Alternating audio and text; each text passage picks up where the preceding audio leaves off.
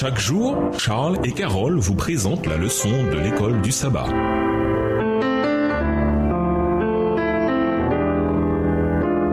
Bienvenue dans votre émission. Dieu nous parle. Nous voilà à la leçon de lundi, craindre Dieu. Moïse a demandé aux enfants d'Israël d'aimer Dieu de façon totale. C'était un commandement de Dieu. Cependant, quelques versets plus tôt, il leur avait donné un autre commandement, afin que tu craignes le Seigneur ton Dieu. Deutéronome 6, verset 2. Lisons Deutéronome 10, verset 12. Que nous dit ce texte sur l'amour et la crainte et comment le comprendre? Deutéronome 10, verset 12. Maintenant, Israël, que demande de toi l'Éternel ton Dieu, si ce n'est que tu craignes l'Éternel ton Dieu, afin de marcher dans toutes ses voies, d'aimer et de servir à l'Éternel ton Dieu de tout ton cœur et de toute ton âme. Dans un verset, le peuple est invité à craindre Dieu. Dans un autre, il lui est recommandé de l'aimer et dans ce verset, il doit le craindre et l'aimer en même temps. La compréhension la plus courante du verbe craindre peut laisser à penser qu'il y aurait une contradiction dans ces textes, mais il n'en est rien. La crainte de Dieu devrait au contraire être une réaction naturelle. La crainte est le respect de ce qu'il est, de son autorité, de sa puissance, de sa justice et de sa droiture, surtout en contraste avec notre état de pécheur, de faiblesse et de dépendance totale de lui. Nous sommes des êtres déchus, nous avons enfreint la loi de Dieu et sans sa grâce, nous méritons la condamnation et la mort éternelle. Lisons Éphésiens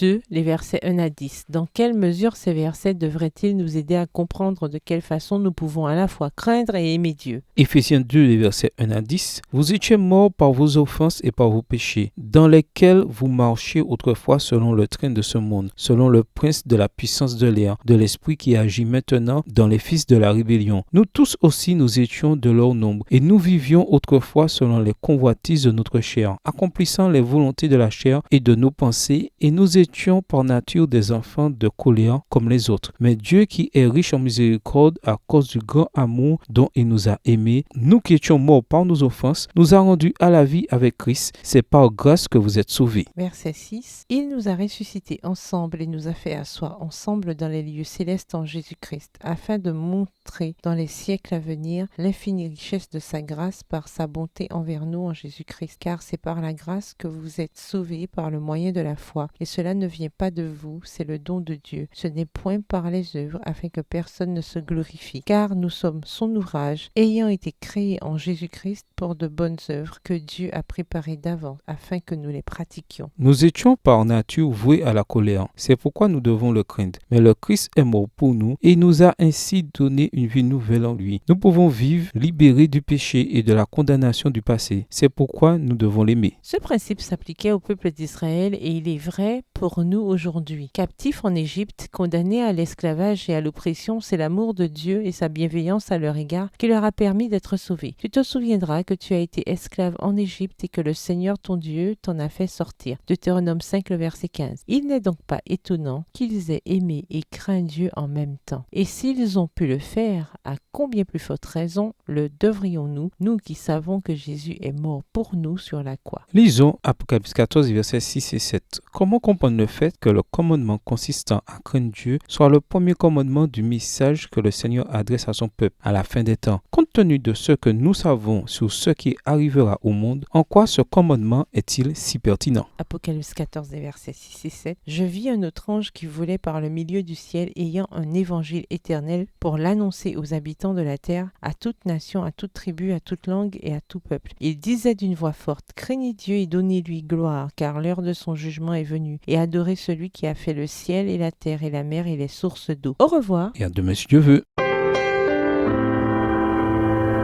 Dieu nous parle. Chaque jour, Charles et Carole vous présentent la leçon de l'école du sabbat.